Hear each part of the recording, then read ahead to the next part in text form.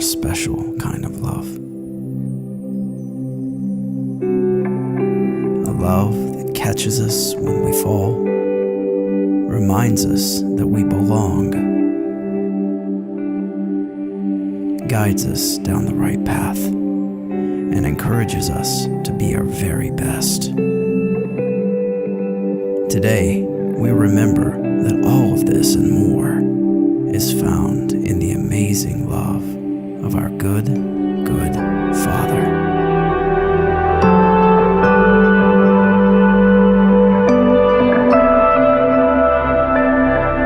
Hey, good morning, everybody. We've had a wonderful weekend. It was our Family Experience FX conference this weekend. Everybody have a good time?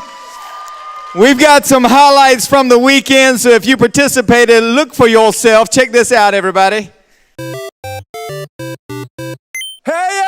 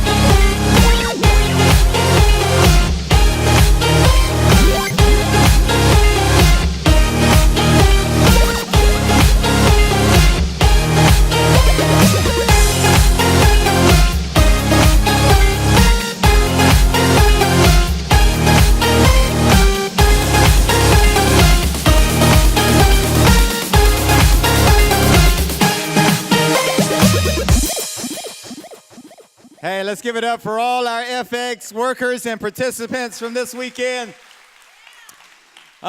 This month's series is called Good, Good Father. I hope you are encouraged to get a better glimpse of how amazing God's love is for us. I'm taking the month off of preaching for a couple reasons. I'm working through some big staff transitions we're making, and I'm also serving on all of our Sunday morning teams. And so I got to spend time with our greeting team. First service, I just got briefed by our head of security. This service, I'm walking around with the security team, and I just want to say I'm so thankful for this. They take your safety and your kids' safety so seriously. They want you to have an incredible encounter with God without any concern whatsoever. So can you help me just say thank you to all our security people?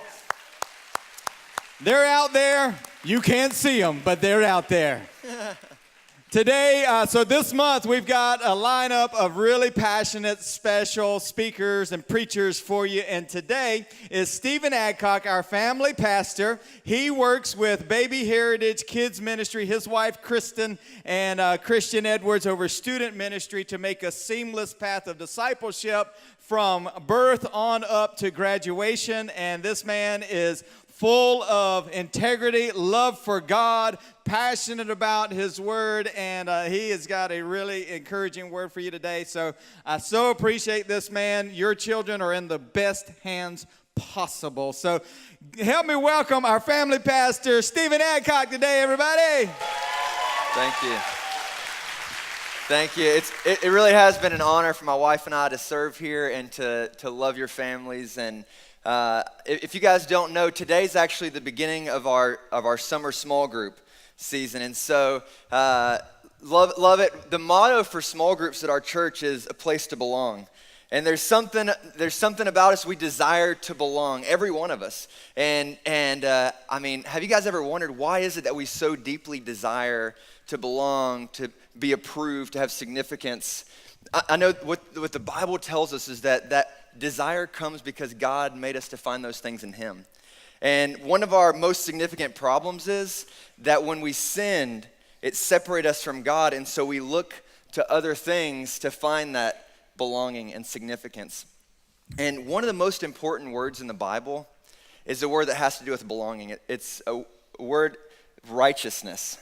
And the word righteousness might sound like, okay, that's a really religious kind of boring word, but it's something that we all deeply crave. It's something that affects everything we do every day.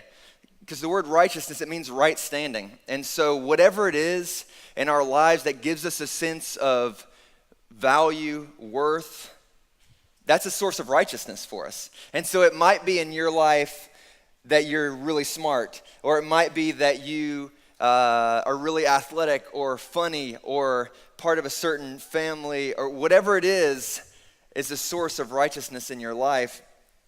And there's certain values. In each of those kind of groups, there's certain values that qualify you in that. And so if you do the certain things, if you meet the criteria, if you keep doing the things that are required of you in that circle, you're approved of, right? You're accepted within that sphere. And that's how we get our significance in places. That's why we find ourselves doing those kind of things. And when Jesus was ministering on the earth, and when he was walking and traveling and doing his ministry, he was part of a culture that was all about shame and honor. That was huge. That was everything to them. The honor meaning to get value, to get worth. And so everything about it was looking for that, which we understand a little bit about that, right? Like a couple weeks ago, we had our graduations. And so some of you guys were graduating. Some of you had family members that were graduating. You know, some of you had people drive in from out of state to come to that because it's this opportunity that you have to honor your graduate, to say, hey, you've accomplished this thing. There's distinction there. We want to honor that. And so some of you are there to honor the kids. Some of you, you're so proud because what your kid's done has honored your family. And it's made you proud. And, we have that as a community, right? There's things about our community that we're proud of. Especially when you're part of smaller communities, there's things that really make you proud. And in our community, I know something that a lot of you are really proud of is that we're the home of the Packers. That's just, there's something about that. They've worked hard to get there. They're winners, right? I mean, we'll drive 4 hours, 5 hours to a game to go watch them because there's something about this team that represents our community that when they win, they've added value to our community. I mean, it'll be like 1 o'clock in the morning when they get back from an away game, but they're driving around downtown honking their horn. Everybody's like, woo, because it's like, hey, you've added some value to our community. We're proud of that.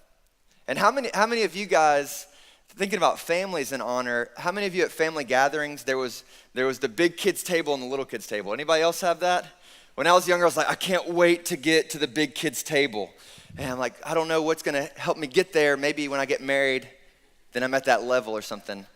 But anyway, the people that Jesus was ministering to, he's a Jewish man, right? And he's ministering to Jewish people. He's traveling around, and he's in Jewish country, right? Everybody's ethnically Jewish. And they had some things that they were really proud of.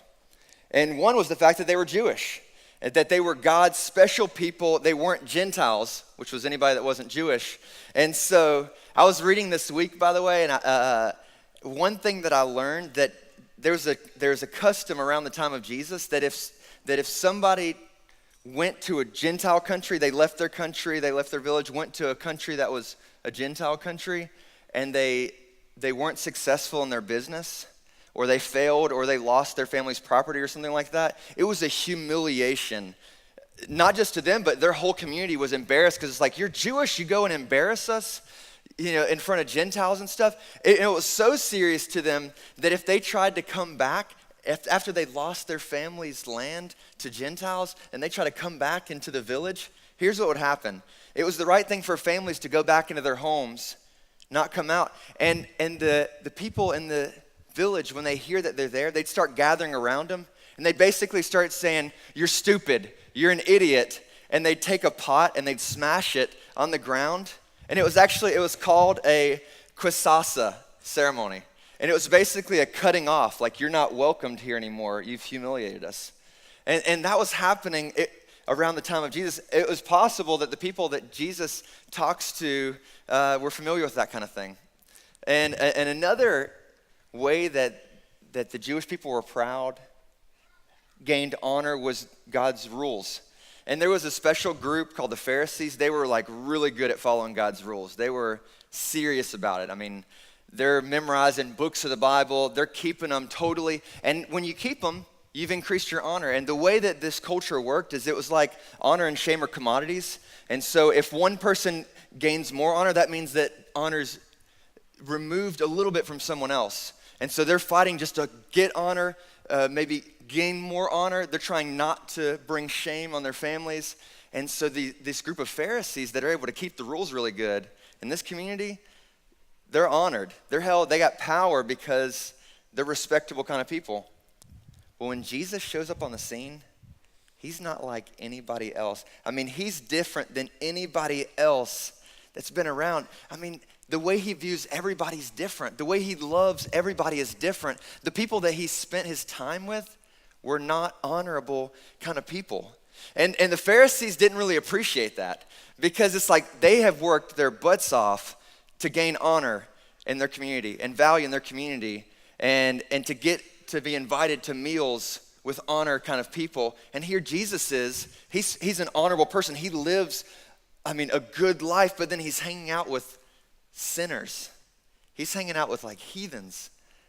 And they're like, what is he doing? And that's actually what we're going to be talking about this month, is this story that some of you guys might know it as the parable of the prodigal son, which really isn't a great name for it since it's a parable about two sons. We might call it the parable of the good father. But either way, the setting for this story is that Jesus has been ministering and he's been traveling around. He's been doing these amazing miracles, and this big group of people are following him, and a bunch of them is this group of people that everybody calls sinners. They're people that their family are probably ashamed of them. They're not in the circle. And he's hanging out with them, and he tells a lot of stories, and he tells a lot of parables, which is basically just ways to understand spiritual truth by hearing these stories. And so one time he's there, and he's actually invited to a Pharisee's house, and he tells them some stories, and this big crowd starts leaning in because they want to hear. And it's a group of sinners and tax collectors, which are rejects in the community that aren't held in high esteem, that are shameful in their communities, and they're leaning in to hear him.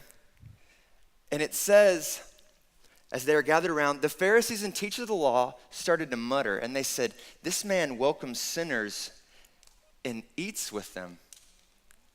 And then Jesus told this parable in response to the fact that there's these Pharisees that are judging him for why would he hang out with this shameful group of people. That's not what an honorable person does. You're devaluing things. And so he tells this parable, but it doesn't actually start with the parable of the two sons or the good father. It's actually a series of three parables. And you guys have probably heard of these before. It starts out, and it's the first parable that he tells is about a shepherd that has 100 sheep, and one gets lost. And so the shepherd goes to look for it. And when he finds it, he comes back and he's like, "This is awesome." And he rejoices, and he calls his friends together. He's like, "Let's party, because I lost the sheep and now I found it." And then he tells another story about a woman that had 10 coins and loses one, and she sweeps the whole house, and she's just looking everywhere, and finally finds this one coin, and she's like, "Yes, got the coin." And she calls her friend. She's like, "Celebrate with me. I lost this coin. Now I found it. I got it back." And then he tells this third story about two sons, and one of them was lost. And so that's the setting that Jesus tells the story. And so when he starts the story, he says, there was a man who had two sons, and the younger son said to his dad, "Dad, give me the share of the inheritance that's coming to me. Give me what's coming to me." That was a humiliation. That was a slap in the face. He's basically saying, "I wish you were dead. I'd be better off. Things would be better for me if you would go ahead and die so I could get this inheritance. Just go ahead and sign it over to me." And the kind of shocking thing is that the dad, it says, divided the property between the two sons. And it says not long after that, the son gathered all the stuff that he had together and he went off to a far country. He went to Gentile country. And we don't really understand this, but the wealth that was in the family, it wasn't just like cash. This is farm community. So the wealth's in the land. And so in order for him to go off, he's selling family land. In the book of Proverbs, it says a good man leaves an inheritance to his children's children. And who knows how long this land had been in the family. And here this young son takes his family's land and he goes and he sells it to go off. And it says that he goes off to Gentile country and he squanders it on wild living. He loses all his money with Gentiles. That's a humiliation. And not only does it hurt the family financially to take away a portion of the family's land, but it's an embarrassment to them. It really is an offense to the community that he would leave them, and then he goes off and he squanders all their money. And it's like right when that happens, an economic downturn happens. A famine comes into the land. And so this Jewish boy can't find work anywhere except for a pig farmer. And Jewish people, they don't eat pigs, much less touch pigs, and he's at the lowest of the low. He's feeding pigs. It's humiliating. And it says that he's like starving. He's so hungry, he's like, I just wish I could eat this pig food. He's about to die, and it says that all of a sudden, he came to his senses.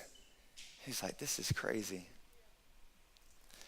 It's like, my dad's hired servants, the people that come onto the property and work for him, they have more than enough. Here I am. I'm starving to death. He's like, okay, what I'm going to do is I'm going to go back to my dad and I'm going to go, Dad, I know I'm not worthy to be called your son. I've wasted the whole family money. But would you take me on as a hired servant so that I can maybe start working to earn back some honor for the family, try to earn my way back? And so he's like, yeah, that's what I'm going to do. And so he gets himself together and he starts to go home. And just like we talked about that custom with the community, I mean, he knows what he's walking back into. He knows that if he's able to actually make it through the community and get to his dad, he just hopes that his dad will take him back and let him work and maybe try to earn back some honor. And so he decides to start going back, and so many things are probably going through his mind. I mean, for this dad, for the boy to go back, I mean, there's room in the law for a dad to beat his son if he comes back and he's dishonored the family like that. And some of the dads in this room, when your sons have done something dumb, have beaten your kid verbally, responded, you idiot, what are you thinking? Maybe that's been done to you. The son knows that might be coming to him. He knows that he's not worthy, but he starts to make his way back. And I love what happens. If you know this story, this is the part of the story you hear it, and just the visual picture is just so awesome. Because it says when the dad sees him from far away, he's filled with compassion. And I love that because he sees it. His dad knows the gauntlet that he's about to walk through. And he knows what he's about to step into. And so the dad just starts to run.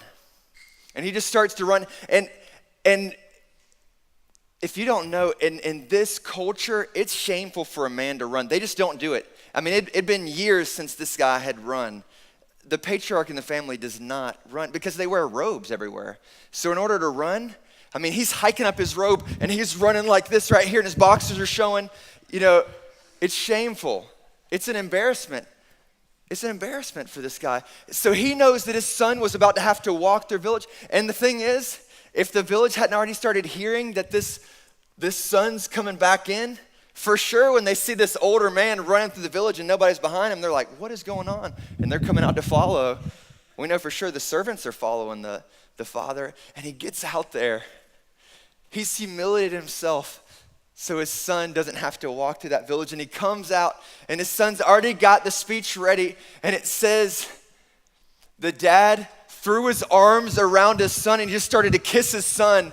And he's so glad he's back. And the son starts to do his speech and he's like, Dad, I'm not worthy to be called your son. I'm not worthy to be called your son. Would you? And he's not even able to finish. The dad turns around to the servants in there. He goes, quickly, grab the best robe and put it on him. And there's so much significance in what happens there because he's doing a couple things. One, that robe, it's the best robe in the house, which is the dad's robe. And it's the robe of honor. It's the special robe that the dad would wear on special occasions because he's the patriarch. And maybe if he was hosting a party or he's going to a wedding, he has on this nice robe because he's the man of honor. And he tells the servants, go get the finest robe and put it on my son. Can you imagine this guy coming out of the pig farm? And he's disgusting, he's dirty. And his dad goes, grab the robe and cover him. The nicest, best, most honorable thing he could do. He covers his son with it.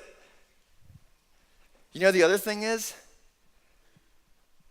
when he left, he brought so much shame on the family, on the community. The servants are like, I wonder, how are we supposed to treat him? I mean, are we going to disown him? Do we shun him? What do we do? And so when the dad turns around and tells them, take the robe of honor and put it over my son, he's telling them, this is how I want you to treat my son. He's letting them know, here's how I want you to respond to my son. And so he covers him. And he gives clarity to those that are working for him. Here's how you should be treating him. And then he does some other things. He puts a ring on him. He puts shoes on his feet. And then he says, kill the fatted calf. We're going to have a party to celebrate because this son of mine was lost and now he's found. We got to celebrate. And so they start to have a party. And it's bumping enough where it's like, doof, doof, doof, where the older brother, he's out in the field and he hears and he's like, what is going on? What is going on here? And he calls the servant. He's like, what's going on here? What are they doing? What's happening at the house? He's like, your brothers come home and your dad killed the fatted calf to celebrate. And the older brother is just furious. He's enraged about it and he refuses to go in, which is another shameful thing to do to the father because in this culture, the older brother is supposed to help co-host. I mean, he's supposed to, if there's a party at the house, you're supposed to be in there. And he's going, I'm not going to go in there. Honoring my brother? And the dad, when he hears, he goes out.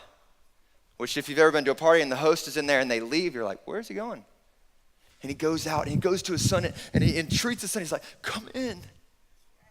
And this is what the older brother says. He doesn't even give an honor title to his dad. He doesn't even say, hey, Dad. He goes, listen, all these years, my whole life, I've honored you. I've worked for you. It actually says, I slaved for you. Never disobeyed you one time. And here, this son of yours who took your money and went and wasted it on prostitutes, which, by the way, it actually didn't never say he wasted it on prostitutes. We don't really know what he did. He's just wild living with it. But he goes, that's what he did. And then you're going to go off and kill the fatted calf? Not even one time have you even given a goat so that I could go celebrate with my friends after I've done all this. And the dad goes, son, you're always with me. I mean, everything that I have is yours. But this brother of yours was dead. He's alive again. He was lost. Now he's found. We had to celebrate and be glad. You know, it's kind of amazing as Jesus is telling that, and he doesn't finish the story. Which goes back to knowing why Jesus told the parable in the first place. Because the Pharisees were so offended that Jesus would hang out with sinners and tax collectors. And he ends the story without finishing it because he's going to let the Pharisees get an opportunity to finish it. Because in the story, we know the younger son is that group of sinners and tax collectors that have done the blatant sinning and gone out and lived recklessly. And then the older son is the Pharisees. that are so good, that have earned their way. They deserve it. And the crazy thing is when the son talks to his dad the way that he does, he's like, I've slaved for you all these years. What it showed was he didn't understand his dad's heart. He didn't understand who he was because he's going, I've worked for you, never give me anything. Not even a little goat, and you kill a fatted calf for my brother who's been so dishonorable. He's shamed the family. He's humiliated us. I've had to answer questions. Hey, what happened to your brother? I've had to go and explain that to everybody. Humiliate myself, and then he comes back, and you honor him publicly. He gets to wear your robe. What's up with that? I've worked for you. You haven't given me anything. And the dad's response, because he's so offended that he would kill the fattened calf, and he thinks it's about honoring his brother. He thinks it's about favoritism. He's going, you like the younger brother more than me, and I've done all this for you. It's ridiculous. And the dad's like, son, you're so upset about the fatted calf. You own the farm. It's all yours.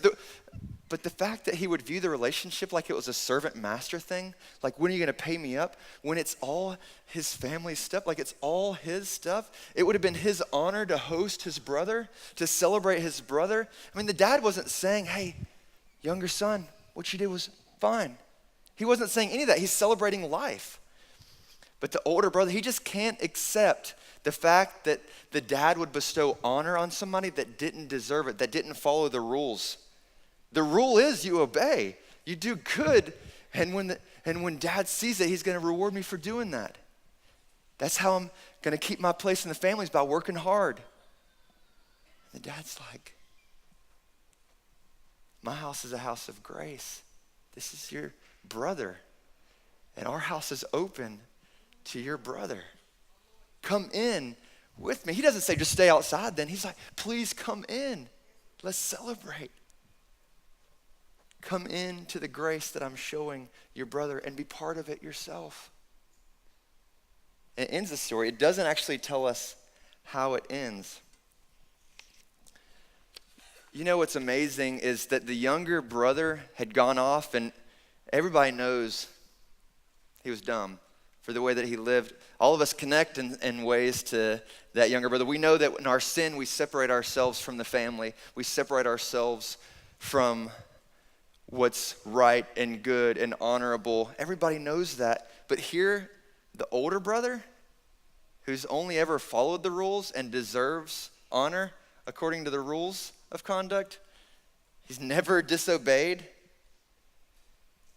He's actually rejecting the family. He's actually pushing himself out of relationship because the heart of his dad is to have reconciliation with his younger brother.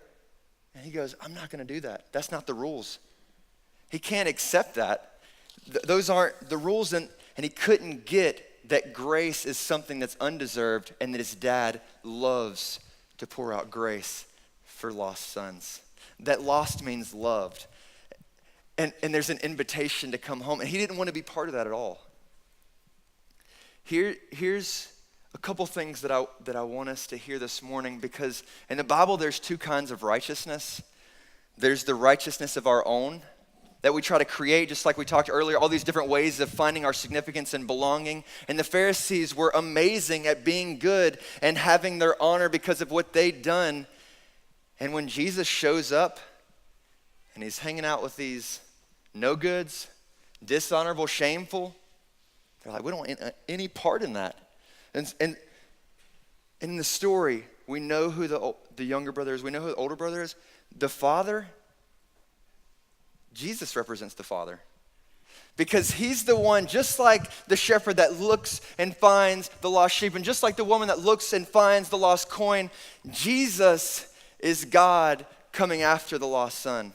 He's the father coming after the lost child. And the Pharisees don't want fellowship with God if God's going to open up the gate.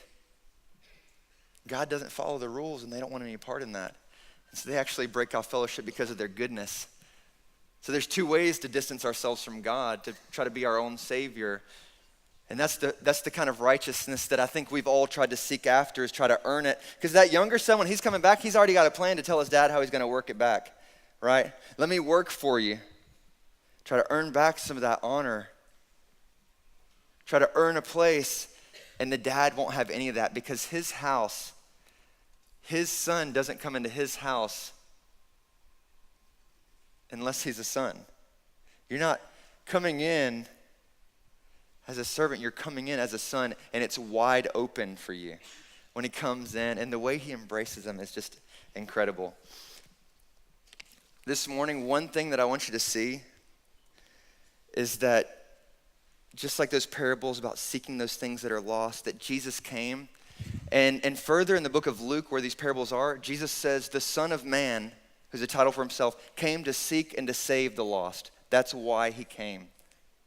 That's why he came. And I want you to hear this morning that Jesus was stripped naked and killed so that you could be covered.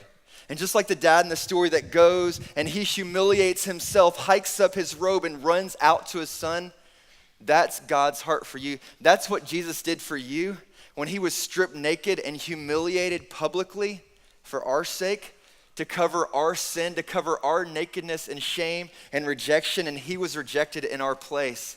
And on the cross, Jesus cried out, my God, my God. It was the only recorded time that he doesn't call God Father. Because in that moment, he wasn't being treated as a son so that we could be. He paid the debt that deep down we know that we deserve. And because everything he had was the Father's, he came to share it with us. He came to give it to us. He came to pour it out lavishly on us. Isn't that an incredible truth? That he came for us, humiliated on our behalf. And some of you guys are people, you're not the person that knew because of the good things that you've done. If when you come back to your community, people are going to be proud that you're from here. People are proud that you're from their family. You know what it is to feel that kind of shame and humiliation. And maybe you're here and you don't know what it's like to know that you're about to walk the gauntlet. If anybody hears about what you've been like, hears about the stupid things that you've done, hears about the way that you've humiliated yourself, you're about to step back into that. And before you even step into the gauntlet, your dad is running out to take it in your place. That is such a powerful truth that I want you guys to know from the heart of Jesus. He tells that story because he goes, that's God's heart. And some of you think, you know what, God will accept me in. I mean, that's what he has to do. He's love and stuff. But God didn't have to do anything. He's free in love. And so when he came to rescue, when we were lost, it's because he loves you. And we go, well, you know, he'll let us in, but he doesn't really want us there. He wants us to be on the outside. When you hear Jesus' story and he's explaining the heart of God, does God go, you better earn it back? I'm going to let you come. You're going to have to work it off for a while. We'll see what happens.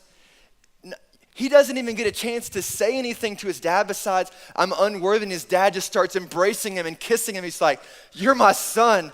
Go get the robe of honor and put it on him. And here's the thing about the robe.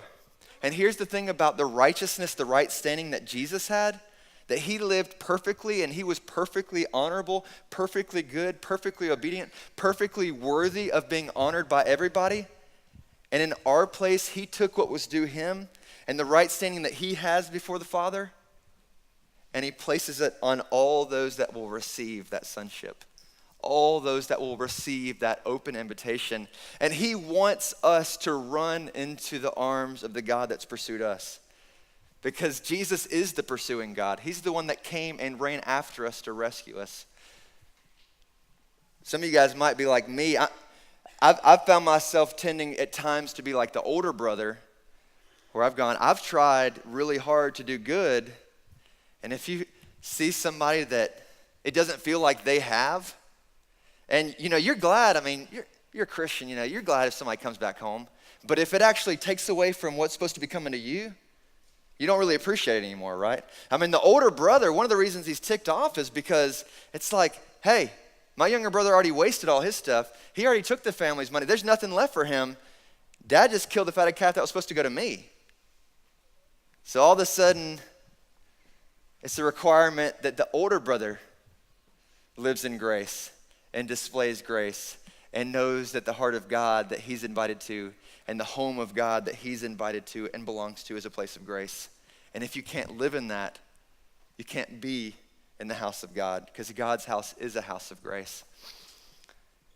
There's a passage of scripture, it's Romans 10:3, and it's talking about Jewish people that were so good at following the rules because they thought that's how they could be in right standing. And it says they didn't know the righteousness that comes from God, so they tried to establish their own. They didn't submit to God's righteousness. And then it goes on and it says, you know, the righteousness that comes from God, it's not one of those things where you go, okay, how much do I have to do? Like, how far do I have to go up and get it? Do I got to go all the way up to heaven? Do I got to go all the way across the sea? I mean, how much do I have to do? It goes, no, it's near you. It's in your mouth. It's in your heart. It says, if you declare with your mouth that Jesus is the Lord, he's the king, he's the one in charge, and you believe in your heart that God raised him from the dead, that he came, he was humiliated, ashamed, killed in your place, and then God raised him up and there's life in him, you'll be saved. Because it's with your heart that you believe that and you're justified, you're made right with God. And it's with your mouth that you confess that truth and you're saved, you're rescued. And then it has this truth right here.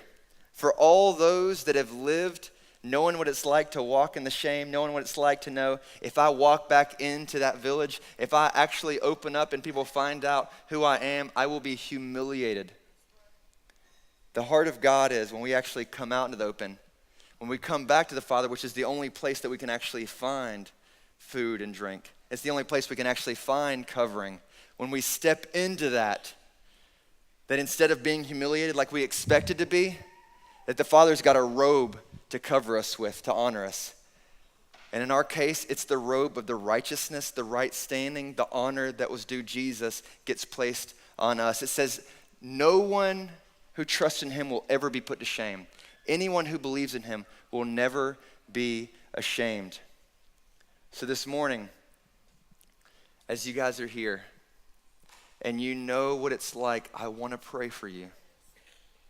Maybe you're the older brother and there's been an offense that's happened in your life. And you feel like people that have shamed you, taken advantage of you, are getting honored when it's you that should be getting. Maybe this morning, it's a time to say yes to living in the grace of God. Or maybe you're the one that's been living in the shame and have been knowing that you're starving and about to die, but knowing what you're gonna have to walk into to come and find some sort of life. And you can't get it by working and going, I'm gonna work to make my way again. When you step towards the Father's house, he comes out running. So this morning, I just wanna pray. If you wanna pray with me, this is a prayer of saying, I trust you, Jesus, to run out with that Father's robe.